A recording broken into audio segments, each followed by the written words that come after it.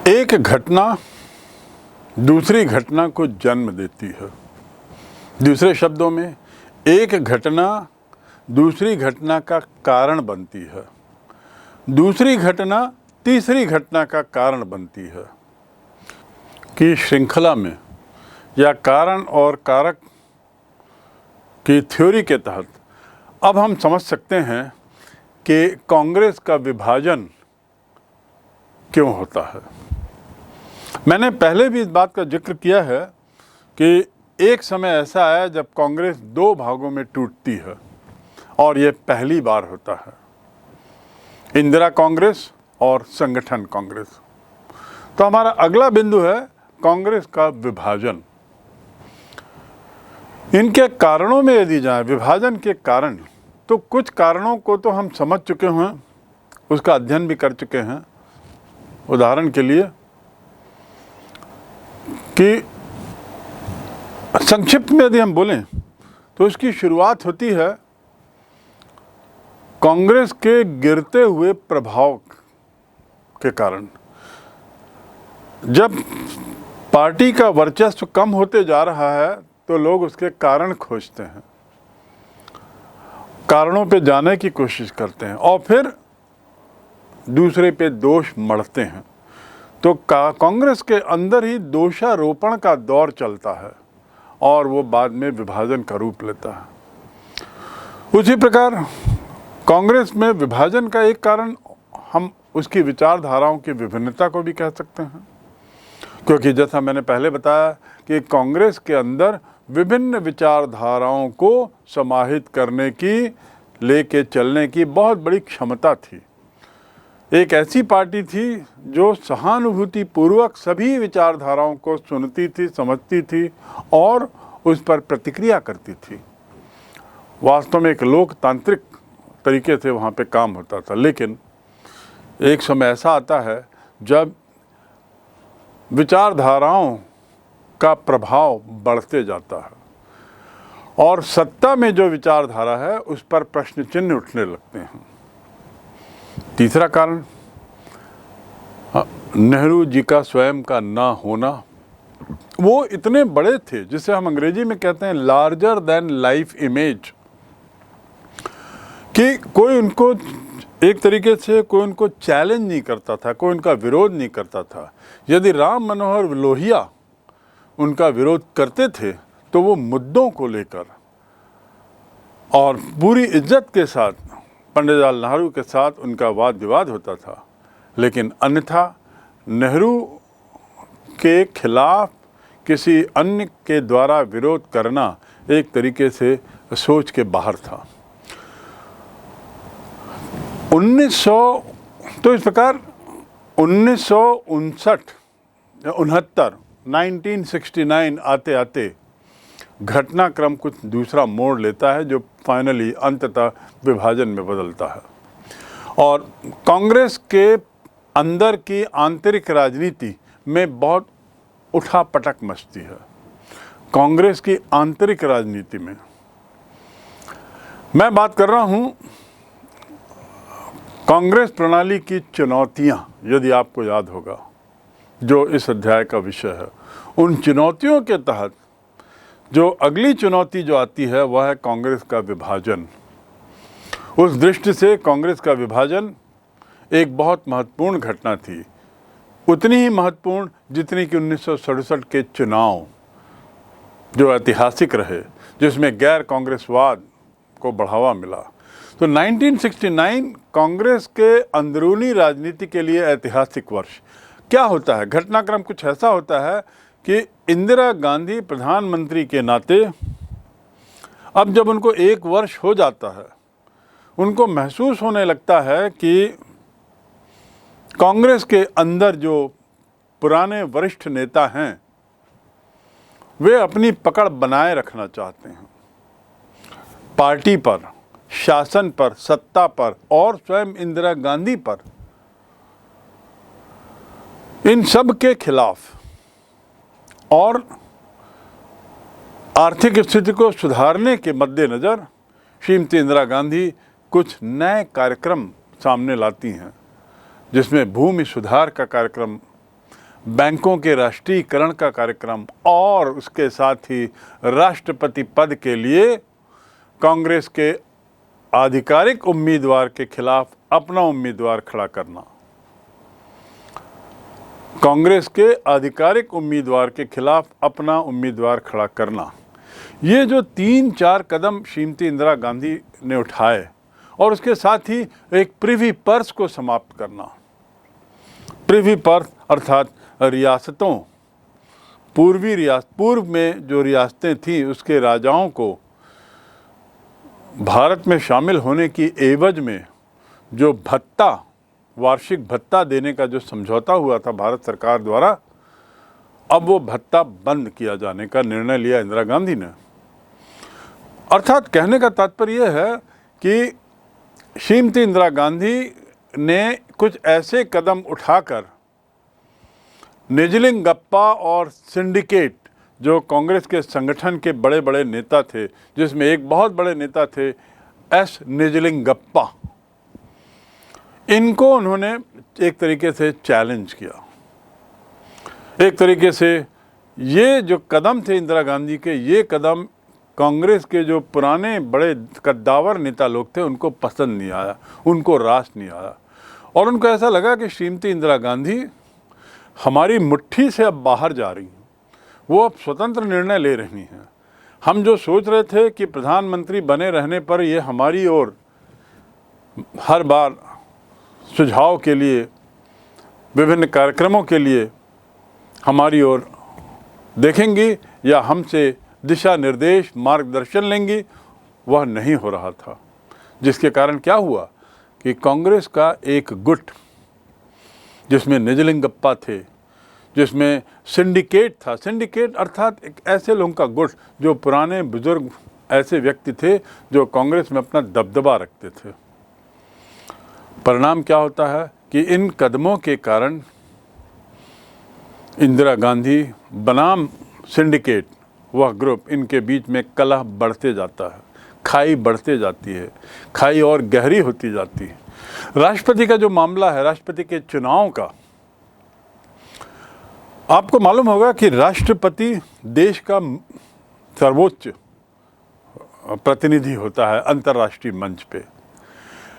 उसके साथ ही राष्ट्रपति को वह अधिकार होता है जिसे हम कह सकते हैं अपने स्वयं के सोच के आधार पर निर्णय लेने का अधिकार, जिसके तहत जब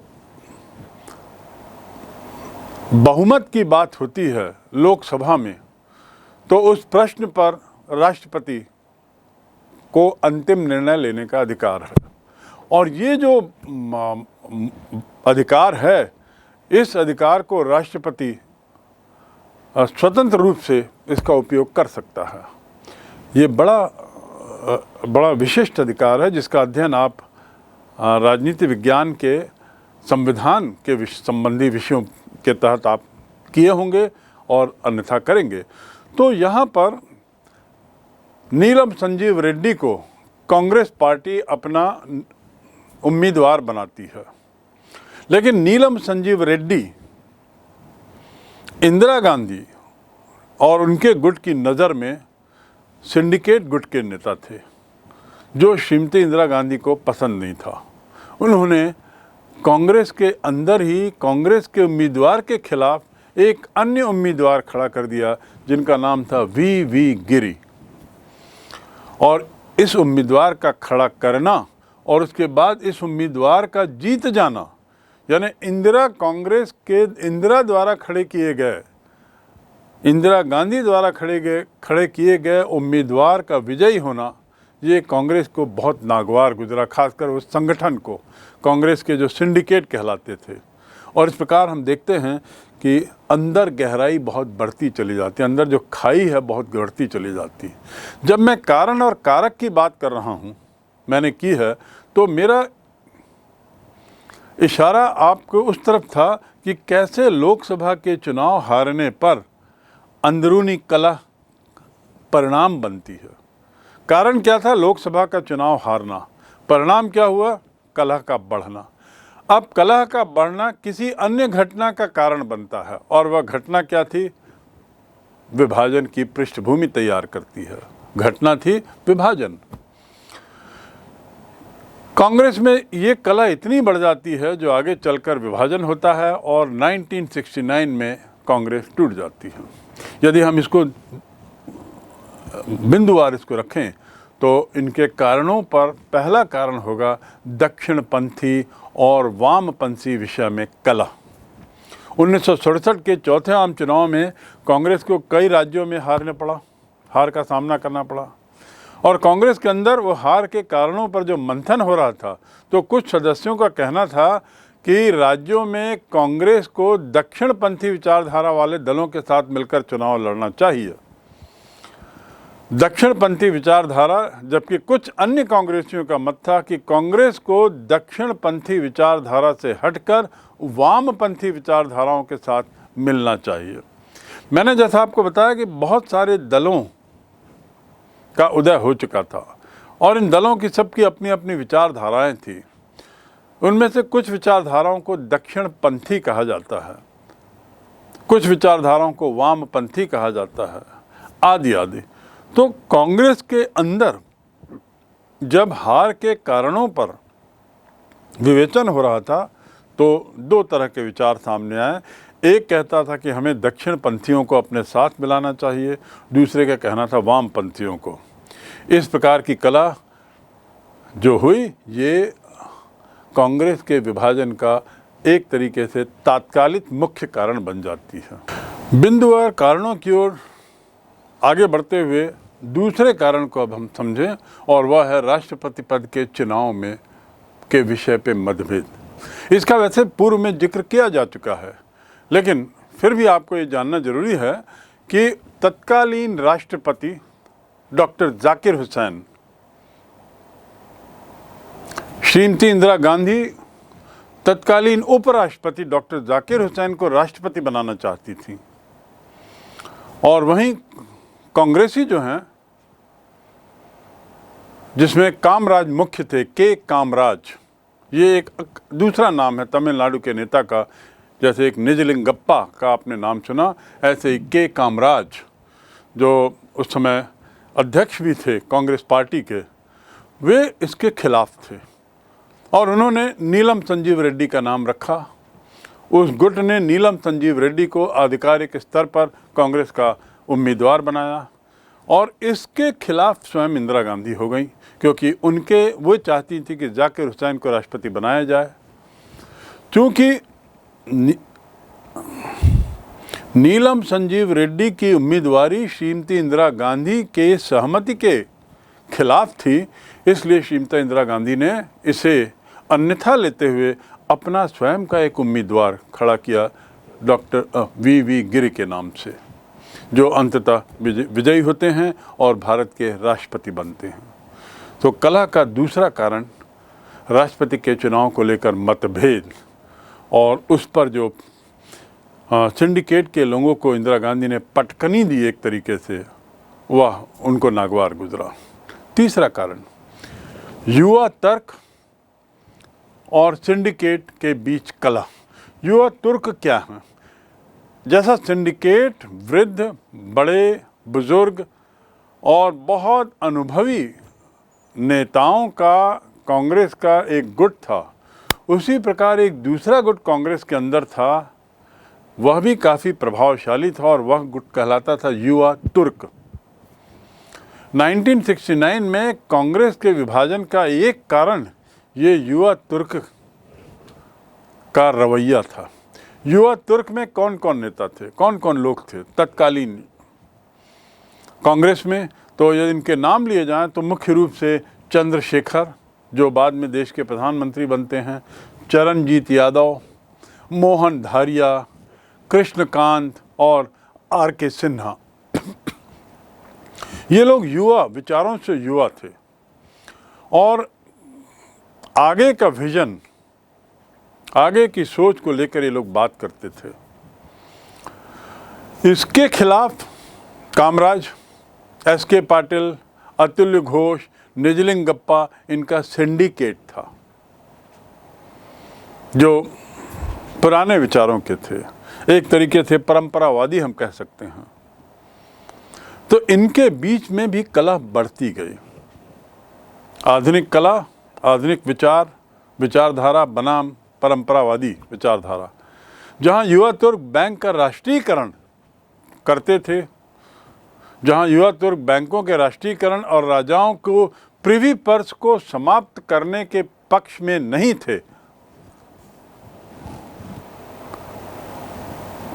वहीं सिंडिकेट इसका विरोध कर रहा था। सिंडिकेट विरोध कर रहा था इसका, और युवा तुर्क बैंकों के राष्ट्रीयकरण और राजाओं के प्रिवी पर्स को समाप्त करना चाह रहा था। युवा तुर्क बनाम सिंडिकेट के झगड़े में प्रारंभ में सिंडिकेट हावी था। कांग्रेस नेताओं का ये समूह अनौपचारिक तौर पर सिंडिकेट कहा जाता था, और इस समूह के नेताओं का एक तरीके से मैंने जैसा बताया पार्टी पे ज़्यादा नियंत्रण था। और इसकी अगुवाई कौन कर रहे थे?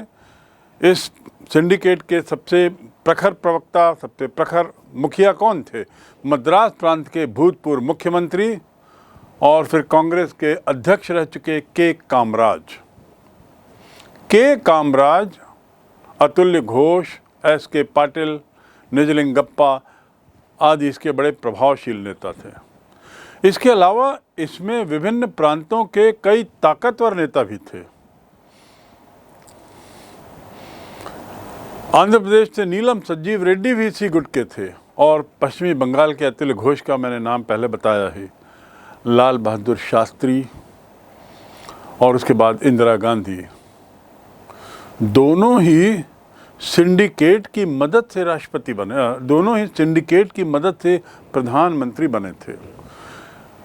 कहने का तात्पर्य ये कि सिंडिकेट इतना प्रभावशाली था कांग्रेस के अंदर कि उसकी सहमति के बिना कांग्रेस के अंदर कुछ हो नहीं सकता था। इंदिरा गांधी को सिंडिकेट ने प्रधानमंत्री इसलिए नहीं बनाया कि वे सक्षम थी, बल्कि इसलिए कि वे अनुभवहीन थी।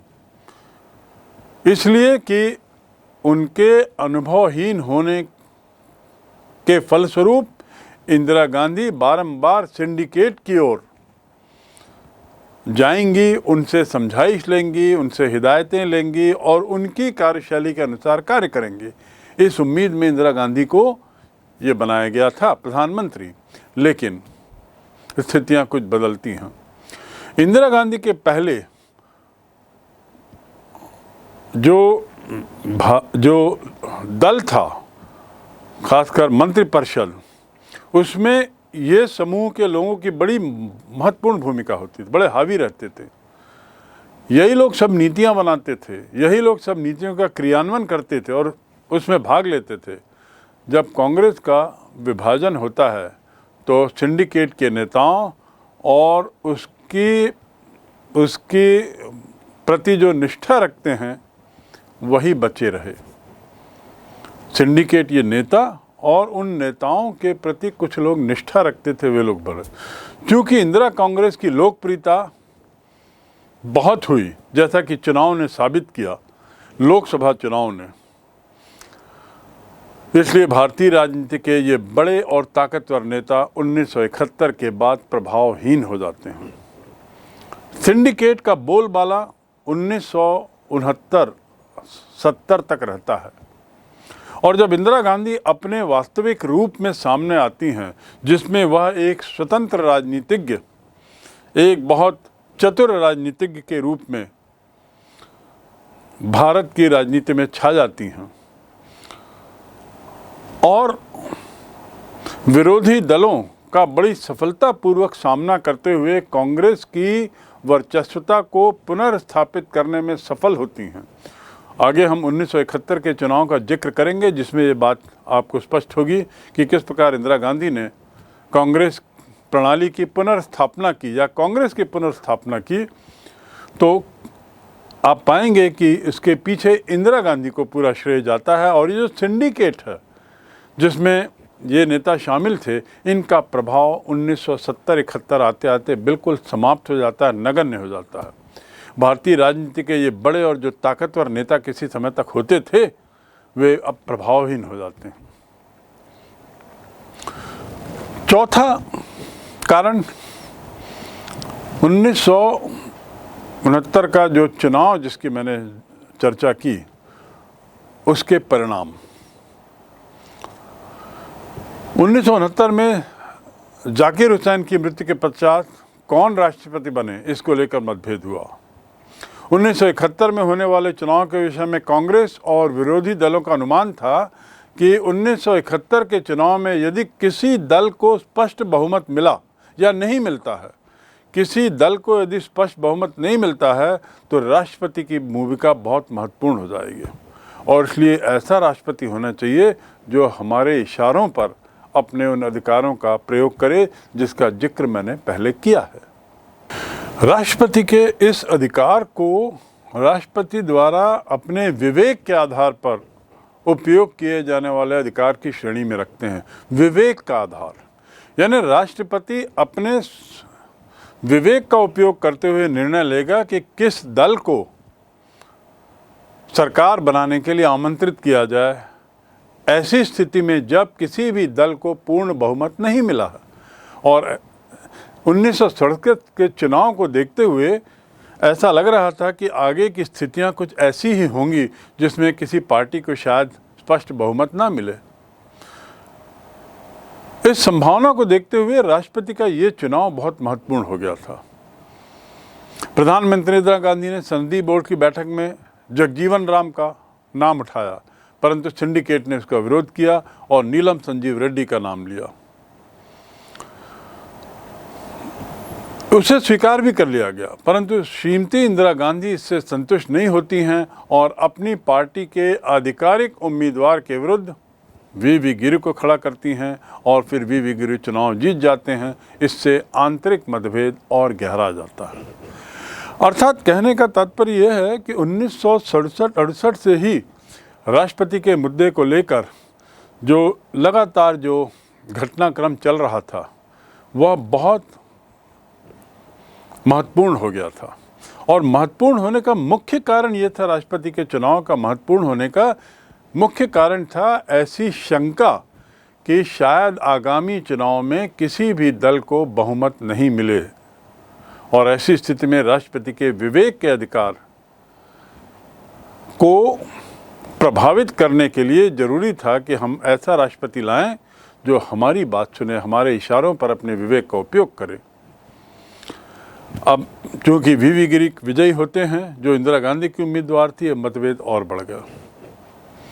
पांचवा कारण, मोरारजी देसाई, जिन्होंने स्वयं को प्रधानमंत्री की दौड़ में शामिल कर लिया था और अंततः मतदान की मांग की थी, अंदरूनी मतदान की मांग, जिसका जिक्र मैंने पहले किया है। जिस अंदरूनी मतदान के तहत श्रीमती इंदिरा गांधी अंततः प्रधानमंत्री बनती हैं, इंदिरा गांधी के मंत्रिमंडल में सुलह के तौर पर मोरारजी देसाई को वित्त मंत्री बनाया जाता है। 1969 में कांग्रेस का विभाजन का एक कारण होता है प्रधानमंत्री इंदिरा गांधी द्वारा मोरारजी देसाई से वित्त विभाग वापस ले लेना। ये वित्त विभाग वापस लेने से मोरारजी देसाई अपना विरोध दर्ज करते हैं और मंत्रिमंडल से त्याग पत्र दे देते हैं। सिंडिकेट प्रधानमंत्री इस कार्रवाई का विरोध करता है।